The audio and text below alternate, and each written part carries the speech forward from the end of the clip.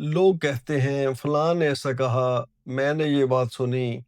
وغیرہ کہہ کر بہت سی باتیں بغیر تصدیق کے آگے بیان کر دی جاتی ہیں یا پھیلا دی جاتی ہیں، جس کے نتیجہ میں افراد کے درمیان، خاندانوں کے درمیان اور حتیٰ کہ معاشرہ میں فساد پھیلتا ہے۔ اسلام میں سنی سنائی بات آگے بیان کر دینے والے کو جھوٹا کہا گیا ہے۔ حضور صلی اللہ علیہ وآلہ وسلم نے بڑی باریکی سے جھوٹ سے بچنے کی اپنے ماننے والوں کو تاکید فرمائی۔ آپ صلی اللہ علیہ وآلہ وسلم نے فرمایا، انسان کے جھوٹا ہونے کے لیے یہی علامت کافی ہے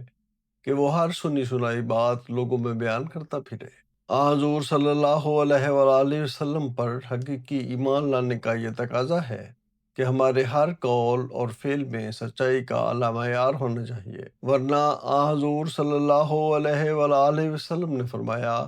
اگر یہ نہیں تو تم مجھ میں سے نہیں ہو، پھر میرا تمہارے سے کوئی تعلق نہیں، اور کوئی شخص حقیقی مسلمان ہو ہی نہیں سکتا جب تک وہ سچائی پر مکمل طور پر کاربند نہ ہو۔